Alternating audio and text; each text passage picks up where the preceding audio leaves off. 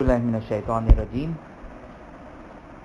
بسم اللہ الرحمن الرحیم الحمد للہ رب العالمین والصلاة والسلام علی سیدنا و مولانا بالقاسم محمد وعلی اہل بیتہ الطیبین الطاہرین ولعن الدائم علی اعدائهم الی قیام یوم الدین رب اشرح لی صدری ویسر لی امری واحلل عقدۃ من لسانی یفقهوا قولی اللہم صل علی محمد وعلی محمد وعجل فرجہ۔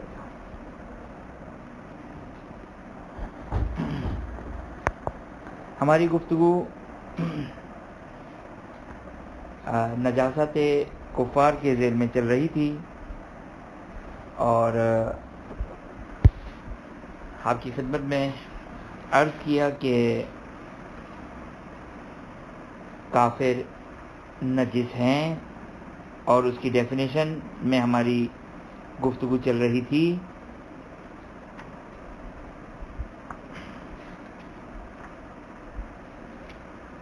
کافر کسے کہتے ہیں؟ جو کوئی دین نہ رکھتا ہو یا اسلام کے علاوہ کسی اور دین کو قبول کرنے والا ہو یا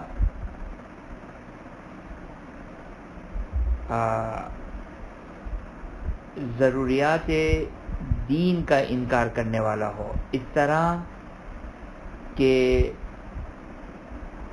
چاہے یعنی ضروریات دین کا انکار کرنے والا ہو جس انکار کی وجہ سے انکار رسالت لازم ہے، چاہے پارشلی جزوی طور پر،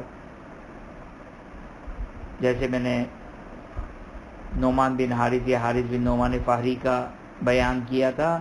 اللہ رسول میں کوئی آبجیکشن نہیں ہے، قرآن ہو، نماز ہو، کعبہ ہو، لیکن صرف ولایت امیر المومنین سلام اللہ علیہ میں انکار تھا۔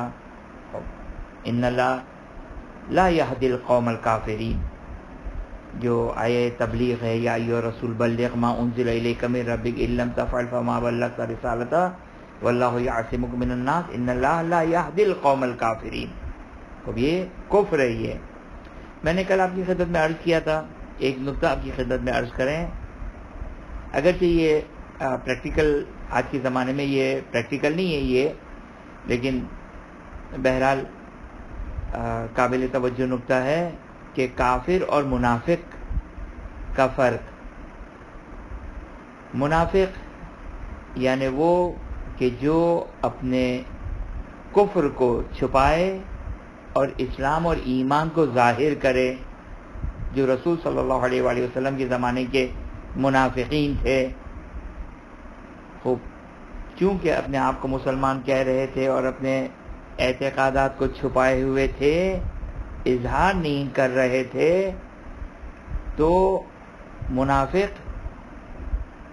اگرچہ فقہا نے اس کو بحث نہیں کیا ہے، اور وجہ یہ ہے کہ یہ مورد ابتلاء اور پیش آنے والی چیز نہیں ہے، لیکن بحسب ظاہر خوب معلوم ہے رسول صلی اللہ علیہ وآلہ وسلم کی شادیاں یا ایسے افراد سے اس زمانے میں منافقین سے کوئی ایسی استثناء نہیں آئی ہے، کوئی ایکسیپشن نہیں آیا ہے، لہذا بحسب ظاہر منافقین کے اوپر ظاہری اسلام کے احکامات لاگو ہوں گے، اگرچہ فی علم اللہ یا مسلمانوں کو بھی پتہ چل رہا ہو کہ یہ منافق ہیں، تو ان کے اوپر ظاہری کفر کے احکام نہیں چلیں گے۔ بظاہر یہ محسوس ہوتا ہے، اگرچہ یہ صرف رسول صلی اللہ علیہ وسلم کے زمانے کی حد تک یہ مسائل تھے۔ بعد میں جب ائمہ اطہار علیہ السلام کا بالخصوص کربلا کے بعد بالخصوص، یا خود امام حسن مجتبیٰ علیہ السلام کی زندگی بھی کہہ سکتے ہیں، ورنہ کم از کم امام حسین علیہ السلام کی ابتدائی امامت سے اگر ہم دیکھیں تو بظاہر اس صورت میں اس زمانے میں اب کوئی ایسی منافقت کی وہ نہیں تھا، بلکہ اب لکیر کھینچ چکی تھی، لائن ڈرا ہو چکی تھی، یا ائمہ اطہار علیہ السلام کی امامت کو مانتے تھے یہ ائمہ اطہار مسلم کی امامت کو نہیں مانتے تھے، اگرچہ یہ بھی ولایت امیر المومنین علیہ السلام کا منکر ہی عام طور پر روایت میں منافقین کو کہا گیا ہے، لیکن وہ منافقین کی چونکہ رسول صلی اللہ علیہ وسلم کا زمانہ تھا، یا مثلا امیر المومنین سلام اللہ علیہ کا زمانہ، یا امام مجتبیٰ سلام اللہ علیہ کا زمانہ، تو اس حد تک، اس زمانے کی حد تک ممکن ہے، کیونکہ رسول کا فرمان، رسول کے اقوال عام مسلمانوں کے ذہنوں میں تھے، لہذا منافقین کا دور تقریباً یہ رہا ہے۔ اس کے بعد دودھ کا دودھ پانی کا پانی ہو گیا، بالکل جو وہ دو مسلمانوں کے لائن ڈرا ہو گئے، دو گروہ، دو دھڑے بن گئے، ایک ولایت امیر المومنین سلام اللہ علیہ اور ایک مخالف ہے ولایت امیر المومنین سلام اللہ علیہ، تو منافقین تقریباً جو وہ ختم ہو گئے، ناپید ہو گئے، اور کوئی وجود خارجی موجود نہیں تھا، لہذا فقہاء نے اس موضوع پر گفتگو نہیں کی ہے۔ کیونکہ یہ بات آپ کی خدمت میں ایک بات عرض کروں کہ احکامات الہی کا تشریع ہونا، یعنی احکامات الہی کا شرعی ہونا، یہ آہستہ آہستہ ہے۔ ممکن ہے بعض ایسے احکامات، حتیٰ جو فقہ امام صادق علیہ السلام، چونکہ ہم کیوں کہتے ہیں فقہ امام صادق علیہ السلام، مذہب امام صادق علیہ السلام یا دین امام صادق علیہ السلام، جعفری، یہ کیوں تعبیر کی جاتی ہے؟ اس لیے کہ فقہ جو ہے وہ چھٹے امام، پانچویں امام کے زمانے میں اس کا آغاز ہو گیا، اور اس کے بعد چھٹے امام علیہ السلام نے اس کو تشہیر کیا، پھیلایا۔ تو اس کا مطلب یہ کہ اس سے پہلے اصلاً یہ احکام جس طریقے سے تدریجی احکام، مثال کے طور پر آپ دیکھیں مثلا روزے کا حکم کس ہجری میں آیا، شراب کی حرمت کا حکم کس ہجری میں آیا، حجاب کا حکم کس ہجری میں آیا، یہ حکم کس ہجری میں آیا، تو اس کا مطلب کہ خود احکام آہستہ آہستہ اتر رہے ہیں۔ تو چھٹے امام علیہ السلام کے زمانے میں ظاہر اب یہ اتنی دقیق فقہ اس سے پہلے تو بیان نہیں ہوئی تھی، پانچویں امام سے جس کا آغاز ہوا، چھٹے امام علیہ السلام نے اس کو پھیلایا، تو یہ جو دقیق جزیات کے ساتھ فقہ آئی وہ پانچویں اور چھٹے امام کے زمانے میں ہے۔ خوب اس سے پہلے بھی مومنین تو تھے نا، وہ جو عبادت انجام دیتے تھے، خوب اس حد تک جو کہ وہ فقہ بحسب ظاہر جو ہے وہ شاید بظاہر ایسا لگتا ہے کہ یہ شاید تشریحی نہیں ہوا تھا، کیونکہ بہرحال ان کی عبادات تھی، ان کی عبادات خدا کی مقبول تھی، صحیح تھی، یہ اس میں تو کوئی شک نہیں ہے نا۔ تو توجہ فرمایا آپ نے، تو ممکن ہے اس زمانے میں بہت سارے احکامات جو کفار کے احکامات ہو وہ منافقین کے مساوی ہوں، لیکن چونکہ تشریح نہیں ہوا تھا اس وقت تک، جو کہ وہ من جانب خدا اس کی امپلیمنٹیشن نہیں ہوئی تھی، تو شاید ممکن اس کی امپلیمنٹیشن نہ بھی ہو۔ علی حال ہمارے لیے ظاہر ہے یہ اتنا کوئی مورد ابتلا مسئلہ نہیں ہے، لیکن کل ایک ذہن میں بات آئی، لیکن یہ بات واضح ہے کہ بظاہر، واضح سے مراد بظاہر ایسا لگتا ہے کہ منافقین کے اوپر ایک مسلمانوں مسلمانوں والا سلوک کیا جاتا تھا، مسلمانوں والا سلوک یعنی ان کو اسی طریقے سے ڈیل کیا جاتا تھا۔ باقی بہرحال خوب توجہ فرمائیں، ہماری گفتگو جو ہے وہ کافر میں چل رہی ہے، اور کافر کی ڈیفینیشن بیان کی، تیسری جو ڈیفینیشن بیان کی وہ ہے ضروریات دین کا منکر ہونا، جس کی کل تفصیل ہم نے بیان کی۔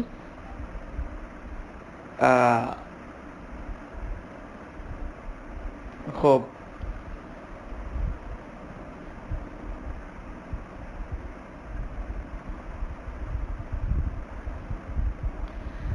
بس جو ضروریات دین کا منکر ہو اور اس کا انکار جو ہے وہ رسالت کا انکار ہو، چاہے پارشلی ہو۔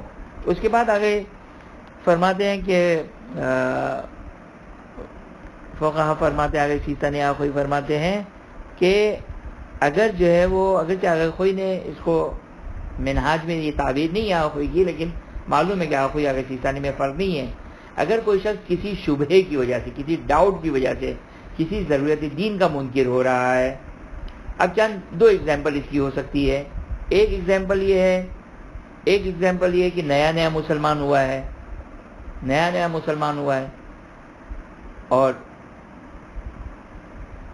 مثلا دارالاسلام سے دور رہتا ہے، دارالاسلام جو اسلامی مراکز ہیں اسے دور رہتا ہے، اب اتنا زیادہ اسلامی تعلیمات سے آج کے زمانے میں شاید بہت زیادہ یہ وہ نہ ہو، وہ پاسبل نہ ہو یا پریکٹیکل نہ ہو، لیکن بہرحال پاسبل ہے، کسی ڈاؤٹ کی وجہ سے، کسی شبہے کی وجہ سے کسی ضرورت دین کا انکار کر رہا ہے۔ وہ معلوم ہے کہ جب شبہ کا، ڈاؤٹ کا، یعنی انکار رسالت نہیں کر رہا ہے، وہ انکار رسالت نہیں کر رہا ہے۔ اسی طرح ممکن ہے بعض اوقات جو ہے وہ آپ کا اللہ بھلا کرے، بعض مسلمان بھی ممکن ہے ضرورت دین کا کسی جزوی احکام کا منکر ہو رہا ہو جہالت کی وجہ سے، بس رسالت کا انکار نہیں کر رہا ہے۔ رسالت کا انکار کون کرے گا؟ جس کو معلوم ہے کہ ھذا الحکم یصدر من النبی صلی اللہ علیہ وآلہ، ھذا الاحکام، یہ سارے کے سارے احکام جو اہل بیت اطہار صاحب نے بیان کیے ہیں، معلوم ہے کہ اہل بیت کا بیان نبی کا بیان ہے، صحیح نا؟ اگر یہ ایک شیعہ ہے تو، اگر ایک غیر شیعہ ہے تو اس کو کسی وجہ سے بھی ڈاؤٹ ہو گیا کہ مثال کو یہ رسول کا فرمان صلی اللہ علیہ وآلہ کا فرمان ہے بھی یا نہیں ہے، تو یہاں پر جو موجب کفر کا سبب نہیں بنے گا، یہ کافر نہیں ہو جائے گا کسی ڈاؤٹ یا کسی شبہ یا کسی شک کی وجہ سے ہو۔ خوب، اس کے بعد فرماتے ہیں کہ باقی مسلمانوں کے جو گمراہ فرقے ہیں، خوب بہرحال ہمارے اعتقاد کے اعتبار سے، یعنی شیعوں کے اعتقاد کے علاوہ کے اعتبار سے توجہ کریں، خوب توجہ کریں۔ اپنے بچوں کے لیے یہ بات کہہ رہا ہوں کہ شیعہ اعتقادات کے حساب سے اسلام کا ایک واحد گروہ ہے جو ہدایت پر ہے، باقی سب گمراہ ہیں۔ اب اگرچہ آج جس طریقے سے ایک ماحول ہے کہ ہم کیسے کسی کو گمراہ کہہ سکتے ہیں، کیوں نہیں کہہ سکتے گمراہ؟ یعنی آپ کو آپ کے دین اور آپ کے مذہب کا شک ہے، یا آپ کو اپنے مذہب کے بارے میں یقین ہے؟ اور اگر انسان کو اپنے مذہب کے بارے میں ہی شک ہے تو یہ شخص بھی گمراہ ہے۔ اور معلوم ہے کہ دین اہل بیت، دین خدا کیا ہے؟ دین خدا کیا ہے؟ توحید ہے، رسالت ہے، امامت ہے، ولایت ہے، برات ہے، از دشمنان آل محمد علیہ السلام۔ خوب یہ دین آل محمد ہے، یہ حق ہے۔ اور اگر کوئی یہ کہے کہ نہیں ہم کیسے کسی کو گمراہ کہہ سکتے ہیں، یا وائٹ کالر اسی قسم کی گفتگو کرتے ہیں، کیوں نہیں کہہ سکتے گمراہ؟ بالکل گمراہ ہے، یعنی کیا حق پر ہیں؟ اور حق پر ہے تو پھر وہ ولایت کہاں چلے گئی؟ وہ من کنت مولا فھذا علی مولا کہاں چلا گیا؟ وہ رسول کے انا انت منی بمنزلۃ ہارون من موسیٰ یا علی، یہ سارے احکامات، یہ جو اعتقادات تشیع ہے، ولایت اور امامت اور ولایت بلا فصل کا عقیدہ، اب یہ کہنا کہ یہ تو چھوٹا موٹا اختلاف ہے، نہیں، بالکل لائن ہے، یہ حق ہے، یہ باطل ہے، مسلم ہے یہ۔ لہذا توجہ کریں، 12 اماموں کی امامت کا عقیدہ، جسے ہم امامت کہتے ہیں، شیعہ کہتے ہیں آج کی زبان میں، یہ حق فرقہ ہے، اور اس کے علاوہ باقی سارے کے سارے گمراہ فرقے ہیں۔ بس آگے سیسا نہیں فرماتے کہ مسلمانوں کے جتنے بھی گمراہ فرقے ہیں، خوب یہ اب کس میں جائیں گے، کس میں فال کریں گے؟ کافر کی ڈیفینیشن میں یا مسلمان کی ڈیفینیشن میں؟ کہتے اوپر جو ہم نے فہرست بیان کی اس کے حساب سے واضح ہو جاتا ہے کہ اگر کوئی شخص مثال کے طور پر مسلمان ہے لیکن ضرورت اسلام کا، ضرورت دین کا جو کوئی انکار کرتا ہے، چونکہ ولایت امیر المومنین سلام اللہ علیہ ضرورت مذہب ہے، مذہب اور دین کے درمیان ڈفرینس ہے، فرق ہے۔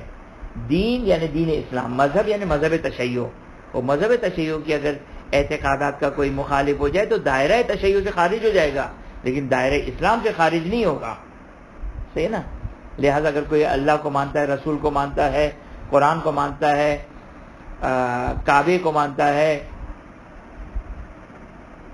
اور قیامت کو مانتا ہے، تو یہ جو وہ کیا ہو جائے گا؟ یہ اسلام کا دائرہ ہو جائے گا، اسلام کا دائرہ ہو جائے گا۔ اور اگر کوئی اس کا انکار کرے گا تو یہ کفر کے دائرے میں داخل ہو جائے گا۔ بس اگر کوئی مسلمان گمراہ فرقہ اگر کسی ڈیفینیشن میں فال کرے کافر کی تو وہ بھی کافر ہو جائے گا، چاہے وہ اپنے آپ کو مسلمان کہے۔ جیسے کل میں نے قادیانی کی مثال دی تھی، کیونکہ وہ اسلام دین اسلام سے خارج کہلائیں گے وہ لوگ. او انتحل دینا غیر الاسلام، یعنی اسلام کے لوگ کسی اور دین کو ماننے والے ہوں. صحیح نا؟ خوب توجہ کریں. بس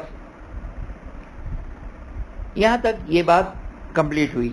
اس کے بعد فرماتے کہ انہی کفار، انہی کافروں میں سے ایک گروہ ہے غلات. غلات پلورل ہے، جمع ہے. کس کی پلورل ہے، کس کی جمع ہے؟ غالی کی. غالی مفرد ہے، سنگولر ہے، اس کی پلورل بنتا ہے، اس کا پلورل بنے گا غلات. ہے نا؟ غلات یعنی جو غلوب کرنے والے ہیں. اب آج کے دور میں دو ایکسٹریم نظریے ہیں. ایک ائمہ اطہار علیہ السلام کو کے بارے میں کیا کیا کہتے ہیں اور واقعی غالی ہیں، یعنی جو بظاہر محسوس ہوتا ہے. لیکن دوسری طرف ایک بہت بڑا جوانوں کے درمیان اور لوگوں کے درمیان ایک شبہ اور ڈاؤٹ ہو گیا ہے کہ جہاں امیر المومنین سلام اللہ علیہ کے فضائل سنے فوراً غلو کا فتویٰ لگا دیا، غالی ہونے کا فتویٰ لگا دیا. خب یہ درست نہیں ہے. لہذا میں نے آپ کی خدمت میں یہاں پر کلام ہے آغا خوئی کو آپ کی خدمت میں بیان کروں گا کہ آغا خوئی فتویٰ آغا سیستانی کا بھی یہی ہے، لیکن آغا خوئی نے اس کو جو ہے وہ اپنے درس خارج میں اس کو ڈیٹیل سے جو وہ بیان کیا ہے کہ انشاءاللہ آغا سیستانی کا فتویٰ آپ کی خدمت بیان کروں گا جو اس پورے بیان آغا خوئی کو شامل کر لے گا. خوب توجہ کریں کہ آغا خوئی فرماتے ہیں کہ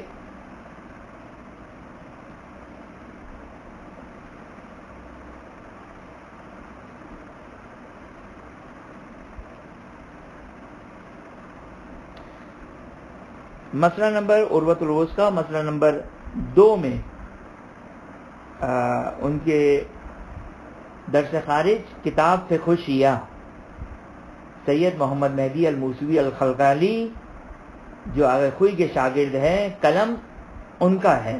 سید محمد مہدی الموسوی الخلقالی جو شاگرد ہے آغا خوئی کے، انہوں نے آغا خوئی کا درس خارج لکھا. اس میں آغا خوئی یہ فرماتے ہیں فقہ شیعہ جلد number 3 third volume number 3 page number 129. وہاں پر آغا خوئی چونکہ یہ بیان یعنی آغا خوئی کا یہ بیان ایک اور کتاب ہے آغا خوئی کی، یعنی آغا خوئی کے شاگرد نے لکھی ہے تنقیح فی شرح عروۃ الوثقی. شرح عروۃ الوثقی یعنی عروۃ الوثقی کی شرح میں کتاب کا نام ہے تنقیح. وہ ظاہراً میں نام بول کے مؤلف کون ہے، اس کے قلم کس کا ہے، شاید آغا خوئی کے فرزند ظاہراً ان کا کلام ہے. اس میں بھی بیان ہے بعینہ ہی یہی، تھوڑی الفاظ کی ادھر ادھر ممکن ہے، تھوڑے بہت الفاظ اپنے ہوں اور بیان تھوڑا سا مختلف ہو، لیکن مجموعی طور پر جو ہے وہ بیان یہی ہے. فرماتے ہیں آغا خوئی فرماتے ہیں کہ لابد اولاً، اب یہاں پر آپ کی خدمت میں تھوڑا سا ٹائم دوں گا میں، اور غالی غلات کہوں گا تو بات واضح نہیں ہوگی. غالی کون سا غالی کافر ہے، کون سا غالی بقول آغا خوئی کے، آغا خوئی کی تعبیر ہے کہ وہ انشاءاللہ میں آپ کی خدمت پڑھوں گا کہ چلے وہ تعبیر ظاہراً تعبیر ہے کہ ھذا غلو الحسن، یہ تعبیر ہے آغا خوئی کی. کہتے ہیں یہ غلو تو بہت اچھا ہے، یعنی آغا خوئی یہ کہنا چاہتے ہیں یہ وہ غلوب نہیں ہے، یہ ہے نا جس کو ہم اور آپ غلوب کہتے ہیں، وہ تیسری قسم میں آغا خوئی بیان کرتے ہیں. پہلی قسم فرماتے ہیں کہ لابد اولا من تحقیق مقالۃ الغلاۃ والنظر فیہا یعتقدون ثم الحکم بکفرہم. فرماتے ہیں کہ جو ہم غلاۃ کے اوپر جو ایک آرٹیکل بیان کرتے ہیں اور اس میں بیان کرتے اپنی نظر کو بیان کرتے ہیں اور جو ان کا عقیدہ ہے اس کو بیان کرتے ہیں، پھر ہم ان کی کفر یا کافر نہ ہونے اور نجاست اور ان کے نجاست نہ ہونے کو ہم ڈسکس کریں گے. فرماتے کہ وہم ینقسمون بحسب معتقدہم وما یحتمل فی اعتقاد الی اقسام. کہتے کہ ان غالیوں کے اعتقاد کے حساب سے 3 قسمیں ہیں. غالیوں کے اعتقاد کے حساب سے 3 قسمیں ہیں. پہلی قسم کیا ہے، من یعتقد بعلویت امیر المومنین و احد الائمۃ الاطہار علیہ السلام بمعنى ان الامام علیہ السلام رب مجسم نازل من السماء. یہ آخوی کا درس خارج ہے. کیا فرماتے ہیں؟ آخوی فرماتے ہیں کہ بعض وہ لوگ ہیں جو امیر المومنین سلام اللہ علیہ اور ائمہ اطہار علیہ السلام العیاذ باللہ ان کی الوہیت کے قائل ہیں، اللہ ہونے کے قائل ہیں، اور قائل ہے اس بات کے کہ امام علیہ السلام کیا ہے؟ رب ہے. اچھا رب، اب آج کل بڑا یہ بھی ایک مسئلہ چل رہا ہے، قرآن نے ان کو والدین کو بھی رب کا اور ان کو بھی رب کا اور ان کو بھی رب کہا. وہ معلوم ہے کہ جب ہم نعوذ باللہ من ذالک العیاذ باللہ جب کہیں گے علی رب مثلا جو کہنے والے کہتے ہیں تو کون سا رب کہتے ہیں؟ وہ والدین والا رب کہتے ہیں. وہ تو کہیں گے یہ تو امیر المومنین کی توہین ہے. وہ معلوم ہے کہ واقعا توہین نہیں ہے اگر ہم والدین والا رب امیر المومنین علیہ السلام کے لیے کہیں. لہٰذا یہ جو کہتے ہیں کہ علی رب نعوذ باللہ من ذالک، وہ اس معنی میں بیان کرنا چاہتے ہیں کہ جو رب العالمین ہیں. صحیح نا؟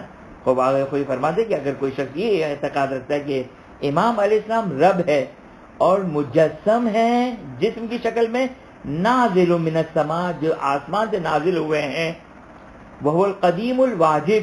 خدا کی صفت کیا ہے؟ دو صفت ہے خدا کی. قدیم صفات ثبوتیہ میں پڑھتے نا، قدیم، قادر، حی، متکلم، مرید، متکلم، یہ جو خدا کی 7 صفات پڑھتے ہیں اس میں صفت کیا؟ قدیم. اور قدیم یہ خدا کی صفت ہے. صحیح نا؟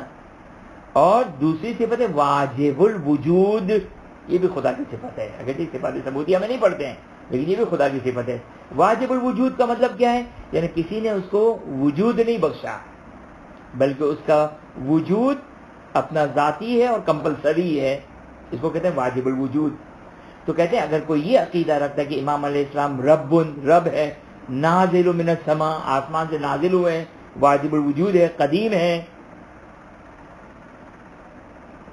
خوب وہؤلاء ان انکروا وجود ثانی غیرہ فلا ریب، کہتے ہیں کہ فلا ریب فی انہم کفار بالذات. کہتے ہیں اگر کوئی یہ عقیدہ رکھتا ہے تو یہ کافر ہے اور بالذات کافر ہے. توجہ کریں یا کوئی کا کلام کو میں تھوڑی سی وضاحت کروں کہ کافر کی اگر کوئی کہتے ہیں 2 قسمیں ہیں. ایک بالذات کافر ہے. بالذات کافر کسے کہتے ہیں؟ وہ ہم سامنے والی ڈیفینیشن کو سمجھیں گے تو یہ والی بات سمجھیں گے. ایک دفعہ ذاتاً کافر نہیں ہے، بیسیکلی کافر نہیں ہے، کسی وجہ سے کافر ہو گیا. ابھی ہم نے گزشتہ جو ڈیفینیشن پڑھی، اور میں اگر آپ سے سوال کروں تو کون سا اس میں کافر تھا جو اصالتاً اور بیسیکلی کافر نہیں ہے لیکن کسی وجہ سے وہ کافر ہو رہا تھا؟ کون سا تھا وہ کافر؟ وہ جو ضروریات دین کا منکر تھا. اور ضروریات دین کا منکر اللہ کو مانتا ہے، رسول کو مانتا ہے، قرآن کو مانتا ہے، کعبے کو مانتا ہے، دین کو مانتا ہے، نماز و روزہ و حج و زکوٰۃ سب کچھ مانتا ہے، لیکن اس انکار کی وجہ سے پارشلی رسالت کا انکار ہے. تو اس کو کہتے ہیں یہ کافر بذات نہیں ہے. صحیح نا؟ یہ ذاتاً اصالتاً بیسیکلی یہ کافر نہیں ہے بلکہ یہ در حقیقت انکار ضروریات کی وجہ سے کافر ہے. لہذا اگر کوئی فرما دے، اگر کوئی امیر المومنین سلام اللہ علیہ کسی بھی امام کے بارے میں یہ عقیدہ رکھتا ہے تو یہ کافر بذات ہے. جس طرح لادین کافر بذات ہے، جس طرح مشرک کافر بذات ہے، جس طرح عیسائی کافر بذات ہے، جس طرح یہ سارے کے سارے کافر بذات ہے. اگر کوئی غالی اگر یہ عقیدہ رکھتا ہے واقعا اس کا یہ دین ہے. یہاں پر ایک نقطہ آپ کی خدمت میں عرض کر دوں کہ بعض اوقات نہیں معلوم آج کل کے جوان تھوڑا بہت فیشن، تھوڑا بہت اسٹائل، تھوڑا بہت اب جو بھی اس کو تعبیر استعمال کریں وہ اس قسم کی باتیں کرتے ہیں لیکن معلوم نہیں ان کا یہ عقیدہ ہے.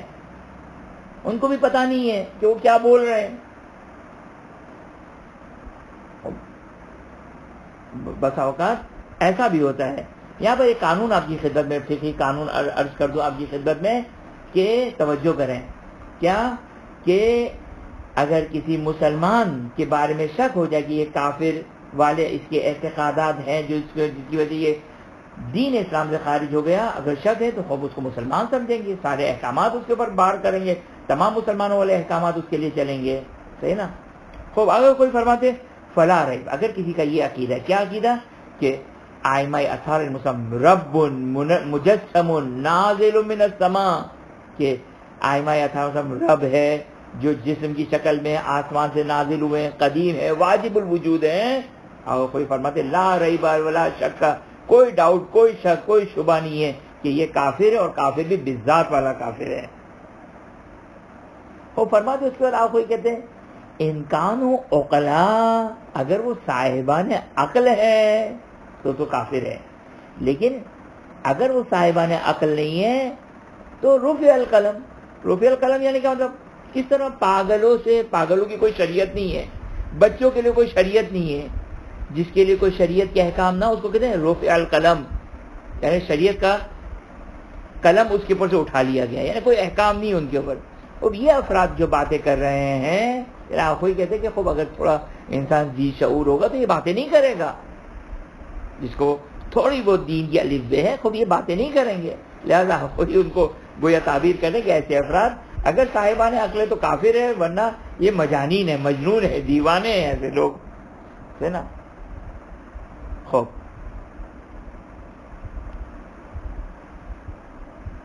اب یہاں پہ پھر آگے کوئی نے یہ کہا کہ اگر وہ اس عقیدے کے ساتھ اگر خدا کی خالقیت کے قائل ہوں کہ خدا خالق ہے لیکن یہ بھی ہے، تو یہ کیا ہو جائیں گے؟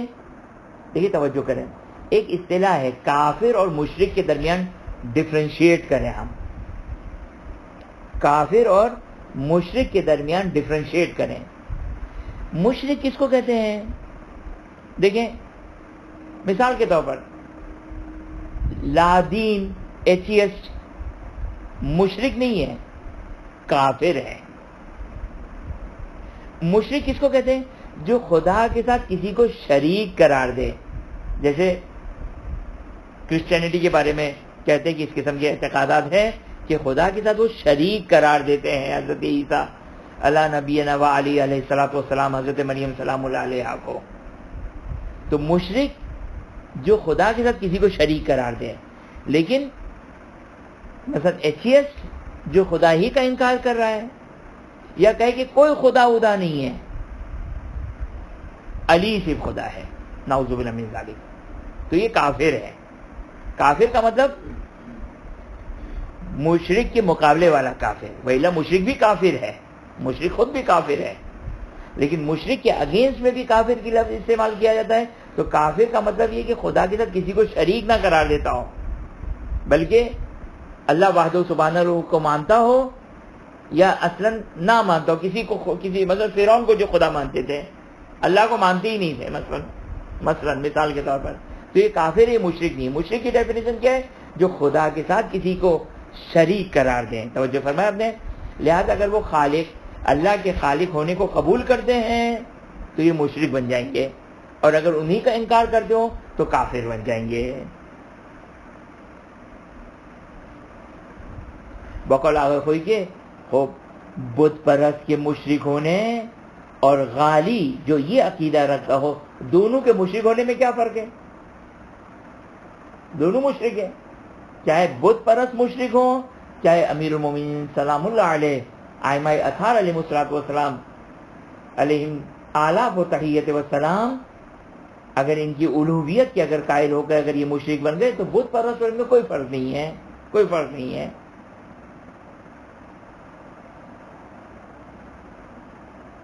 خوب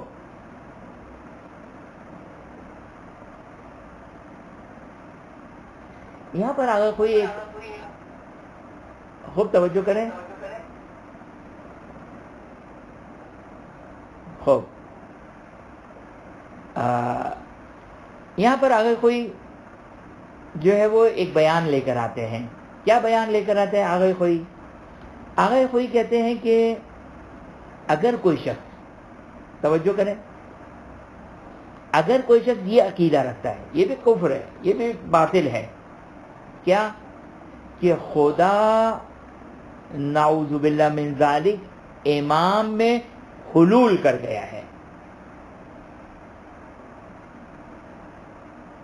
خداوند متعال کی ذات ائمہ اطہار علیہ السلام میں حلول کر گئی ہے، خدا کی ذات.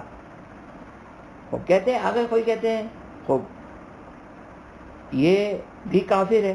لیکن کیوں کافر ہے؟ یہ کون سا کافر ہے؟ کافر بالذات ہے؟ آپ کو کہتے ہیں نہیں، کافر بالذات نہیں ہے یہ، بلکہ یہ مسلم خداوند متعال کیا ہے؟ خدا یثبت فی الشرع، شریعت میں ثابت ہے. کیا ثابت ہے؟ کہ خداوند متعال اجل و اعظم، بزرگ ہے اس سے کہ وہ کھائے پیے چلے پھرے، لوگوں کے ساتھ اٹھے بیٹھے.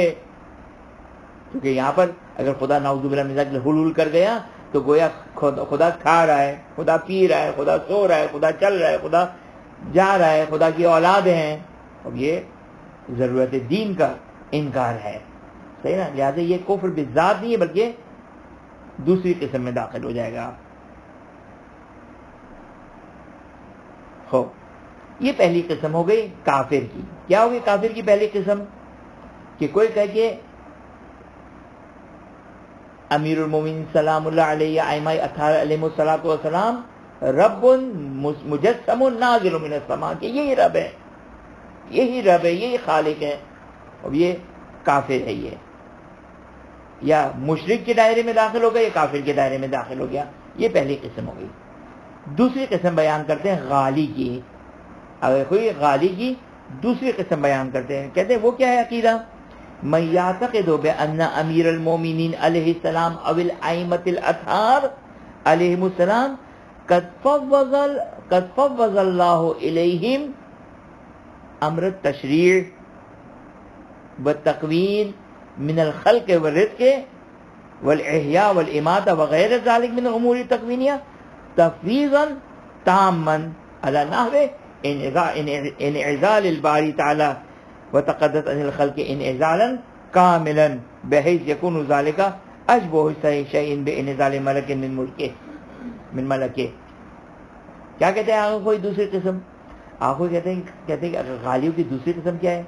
وہ یہ ہے کہ اگر کوئی یہ عقیدہ رکھے کہ امیر المومنین سلام اللہ علیہ یا ائمہ اطہار علیہم السلام خداوند متعال نے اپنے شریعت کے ساری کی ساری ان کو سپرد کر دی، ان کی مرضی، نماز واجب کرنی ہے، نماز حرام کرنی ہے، نماز جائز کرنی ہے، نماز مباح کرنی ہے، نماز جو نماز کے بارے میں ائمہ کرنا چاہیں. اسی طرح تکوین کس کو کہتے ہیں؟ ایک تشریع ہوتا ہے، ایک تکوین ہوتا ہے. چلے ویسے ہی بہت زیادہ بحث مشکل ہو گئی. ایک تشریع ہوتا ہے، ایک تکوین. تکوین کیا؟ کہ خدا نے متعال نے ان کو سپرد کر دیا. تفویض ایک گروہ ہے، گروہ مفوضہ، یعنی ائمہ کو تفویض کر دیا خدا نے متعال نے. کیسے؟ اس طرح کہ کسی کو زندہ کرنا ہے، کسی کو مارنا ہے، کسی کو رزق دینا ہے، کسی کو جو کچھ کرنا ہے وہ خدا نے متعال نے ان کو سپرد کر دیا. خدا ریٹائر ہو گیا، جو آخوئی کی تعبیر ہے. اب ظاہر ریٹائرمنٹ تو انگلش کا لفظ ہے، آخوئی کی تعبیر ہے انعزال الباری عن الخلق انعزالا کاملا. انعزال کس کو کہتے ہیں؟ سائیڈ لائن ہو جانا. خدا سائیڈ لائن ہو گیا ہے، ریٹائر ہو گیا ہے، سارے امور ائمہ اطہار کے سپرد کر دیے، باقی خدا کا کوئی کام نہیں ہے. یہ غالی کی دوسری قسم. تو جو کیا اپنے واضح ہو گئی یہ بات کہ خداوند متعال دوسری قسم کیا ہے کہ اگر کوئی یہ عقیدہ رکھے کہ امیر المومنین اور ائمہ اطہار علیہم السلام کو خداوند متعال نے اپنی پوری خدائی سپرد کر دی. خدا کے دو کام ہیں، ایک کائنات کی تخلیق، کائنات کا پورا سسٹم جس میں کسی کو پیدا کرنا، کسی کو مارنا، کسی کو رزق دینا، کسی کو حیات دینا، کسی کو مردہ کرنا، یہ کائنات کا پورا سسٹم ہے. رزق یہ پورا کائنات کا سسٹم ہے. یا دوسرا شریعت. کوئی یہ عقیدہ رکھے کہ امیر المومنین سلام اللہ علیہ اور ائمہ اطہار علیہم السلام کو خداوند متعال نے پورا ربوبیت اور خالقیت اور الوہیت کا ڈپارٹمنٹ دے کر خدا ریٹائر ہو گیا. یہ خدا کی خدائی سے انکار نہیں ہے، خدا کی خدائی سے کوئی انکار نہیں ہے. خدا کے توجہ کریں، خدا کے صاحب اختیار ہونے میں بھی کوئی اس گروہ کو شک نہیں ہے. اور جو کچھ ان کے پاس ہے وہ خدا نے عطا کیا. اس کے باوجود آخوئی کہتے ہیں کہ یہ بھی غالی ہے اور کافر ہے. یہ کیوں کافر ہے آخوئی؟ آخوئی سے ہم سوال کرتے ہیں، جواب دیتے ہیں آخوئی یہ کیوں کافر ہے؟ کافر اصلی ہے، کافر بذات ہے، یا کسی اور وجہ سے کافر ہے یہ؟ آخوئی کہتے ہیں کہ کافر بذات نہیں ہے یہ، بلکہ یہ کیوں کافر ہے؟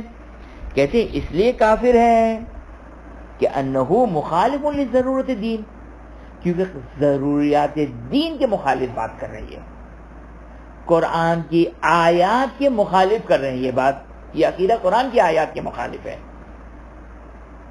لما ثبت فی الشرع من ان امر التشریع، شریعت کا جو امر ہے، حکم کا جو کی قدرت ہے، آرڈر جس کا چلے گا، اور تکوین اور کائنات میں مختص بہ تعالی، یہ صرف خداوند متعال کے ساتھ مخصوص ہے. جیسے آپ قرآن کی آیات لے کر آتے ہیں، سورہ اعراف کی آیت نمبر 54، کما دل علیہ الکتاب العزیز، جیسے قرآن مجید اس کے اوپر دلالت کرتی ہے، کقولہ تعالی، جیسے خداوند متعال کا قول ہے، الا لہ الخلق والامر تبارک اللہ رب العالمین. الا لہ الخلق، صرف خدا ہی کے لیے ہے خلق اور تمام کا تمام حکم جاری کرنا. یہ کس کا ہے؟ تبارک اللہ رب العالمین. یہ صرف خداوند متعال سے جو وہ مخصوص ہے، یہ کسی اور کا نہیں ہے. صرف کس کا کام ہے یہ؟ قرآن کی آیت سورہ اعراف کی آیت نمبر 54 کیا کہتی ہے؟ الا لہ الخلق، خلق، تشریع، امر، حکم دینا، یہ صرف اور صرف کس کا ہے؟ یہ اللہ سے، تبارک اللہ رب العالمین، خداوند متعال سے مخصوص ہے یہ ایک. دوسری سورہ رعد آیت نمبر 16، سورہ رعد آیت نمبر 16، وقولہ تعالی، قل کہہ دو، اللہ خالق کل شیء، توجہ کریں، اللہ ہر شے کو خلق کرنے والا ہے. وہو الواحد القہار. اب یہ واحد القہار انشاءاللہ یہ خود ایک تفسیری گفتگو ہے. اللہ ہو خالق کل شیء. بس اگر آپ کہیں کہ خداوند متعال نے جو وہ اپنا سارا کا سارا دے کر فارغ ہو گیا، ریٹائر ہو گیا، خداوند متعال بالکل سائیڈ لائن ہو گیا، اور قرآن کی آیات کے برخلاف ہے. اسے قرآن کہتے ہیں قل اللہ خالق کل شیء. قیامت تک کی خلقت کا سلسلہ چل رہا ہے، وہ خداوند متعال جو کہ ہر شے کا خالق ہے.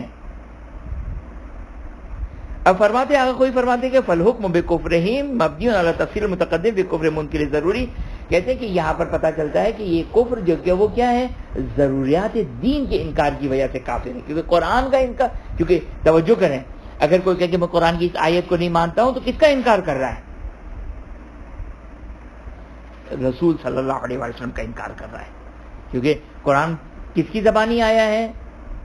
کس کے توسط سے آیا ہے؟ رسول صلی اللہ علیہ وسلم. اگر کوئی کہتا ہے کہ میں قرآن کی اس آیت کو نہیں مانتا تو رسول کی تکذیب کرنے والا ہے، چاہے پارشلی کیوں نہ ہو.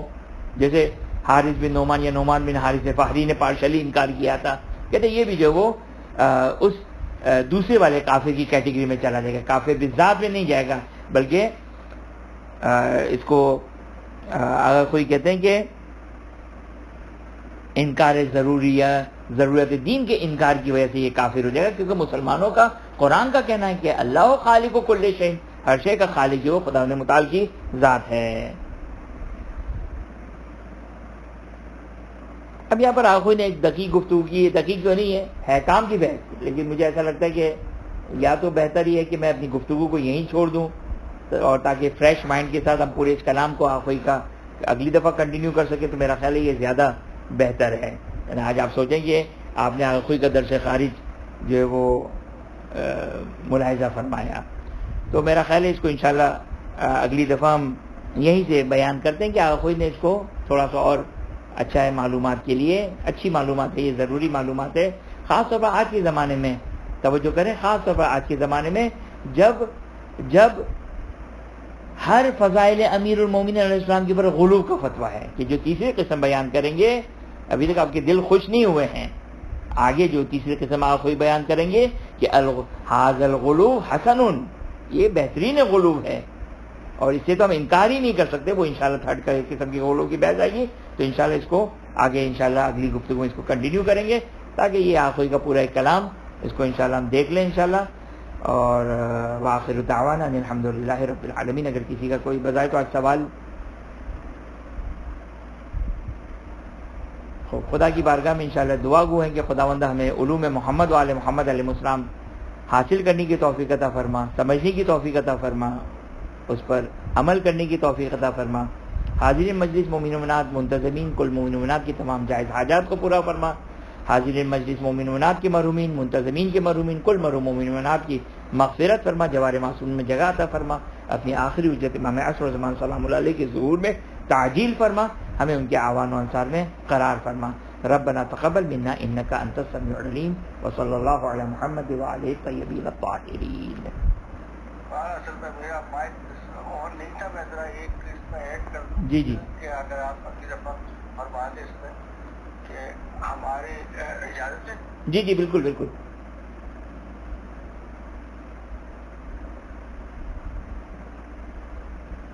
جی فرمائیے.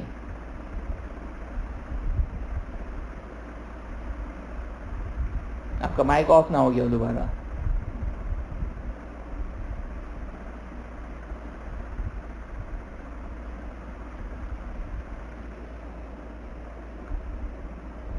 جی آپ کا مائک آف ہے. جی اب آ رہی ہے. جی جی جی جی جی اب میں یہ کہہ رہا تھا کہ جو ہماری اپنے لوگوں میں دو چیزیں بہت عام ہیں. ایک تو تقدیر کا بعض لوگ ایکسیپٹ نہیں کرتے، دوسرے یہ کہ خمس کا کہتے ہیں کہ یہ بھی ایک ایسی چیز ہے. تو اس بارے میں بھی یہ ہے. اور پھر یہ کہ جیسے ہماری ریلیجن کے دو اور بڑے جو ہے جو کہ ایک تو اسماعیلی کہلاتے ہیں اور ایک بوری کہلاتے ہیں. تو ان سب میں ذرا فرق. صحیح. یہ چار انشاءاللہ آپ کے سوالات ہیں کہ ایک تقلید، ایک خومس، ایک اسماعیلی، ایک بوہری. یہ چار جو وہ پوائنٹ ہے اس کو نوٹ ڈاؤن کر لیں. انشاءاللہ میں جو وہ اگلی دفعہ انشاءاللہ اس پہ روشنی ڈالوں گا انشاءاللہ. شکریہ. اچھی بات ہے.